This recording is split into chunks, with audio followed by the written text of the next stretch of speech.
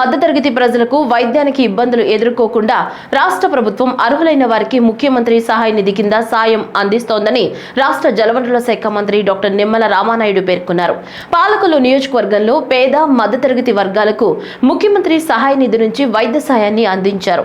ఒకే రోజు 34 మందికి 22,39,000 రూపాయలను అందజేశారు.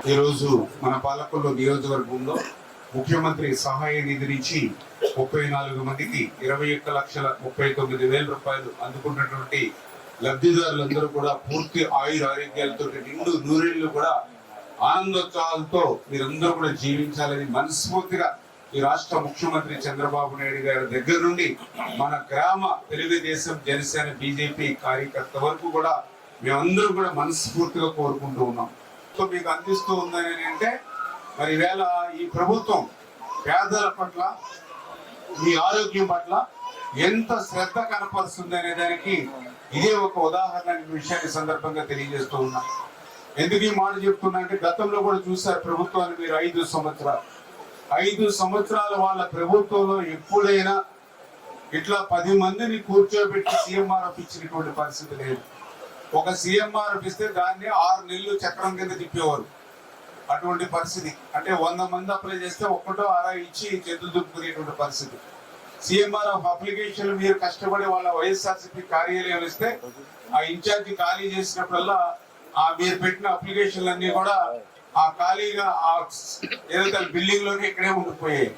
మళ్ళీ వాటిని పాపం తుడిసేవాళ్ళు మళ్ళీ ఆ కాలగొట్ల మీద బోదుగొట్ల మీద వాటి మీదకి పోయి మీరు ఇచ్చేటువంటి అప్లికేషన్ అటువంటి పరిస్థితి గతంలో. కానీ ఈరోజు అటువంటి స్థితి లేకుండా వారం ఈరోజు ఆదివారం గత ఆదివారమే దగ్గర 72 లక్షల రూపాయలు ఇచ్చి అంతకుముందు ఆదివారం 62 లక్షల రూపాయలు ఇచ్చి ఇట్లా ప్రతి వారము కూడా 30 మందికి 50 మందికి 70 మందికి 80 మందికి లక్షల రూపాయలు ఈవేళ ముఖ్యమంత్రి సహాయ నిధి ఇస్తూ ఉన్నామని అంటే ఈవేళ మీరందరూ కూడా గుర్తుపెట్టుకోవాలి. ఎందుకంటే ఈవేళ ఆర్థిక పరిస్థితి కూడా సహకరించినటువంటి స్థితిలో నిజంగా 2014-19లో మన ప్రభుత్వం ఉంది. 19లో ప్రభుత్వం కంటిన్యూ అయ్యి ఉంటే మనకి తిప్పలు ఉండేవి కాదు. కానీ 19-24లో ఒక రాక్షస ప్రభుత్వం వచ్చింది, ఒక నియంత్రణతో ప్రభుత్వం వచ్చింది, నిరంకుశతో ప్రభుత్వం వచ్చింది. రాష్ట్ర ఆర్థిక పరిస్థితి అంతా కూడా ఊడ్చేసాడు మొత్తం అంతా పాటు. ఒక ఖాళీ చిల్లుకుందని మనకు అర్థం చెప్పాలి. అటువంటి స్థితిలో కూడా ఇంత పెద్ద ఎత్తున ఈ ప్రభుత్వం మీకు సాయం అందిస్తుంది అని అంటే గత 5 సంవత్సరాల్లో ఒక్క ఛాన్స్ అధికారంలోకి వచ్చినటువంటి వ్యక్తి అది ఏ మాత్రం సాయం మీకు అందించకపోయి ఈరోజు గ్రామాన వాటిని ఈ ప్రభుత్వం మీకు సాయం చేస్తుంది అంటే సాయం అందుకునే ప్రతి ఒక్కరూ కూడా 10 మందికి 100 మందికి 1000 మందికి మీరు చెప్పి ఈ ప్రభుత్వాన్ని ఆశీర్వదిస్తే ఇంకొక 100 మందికి ఇంకొక 1000 మందికి ఇంకొక 1,00,000 మందికి ఇంకొక 1,00,00,000 మందికి ఈ ప్రభుత్వం ద్వారా సాయం అందుతుంది.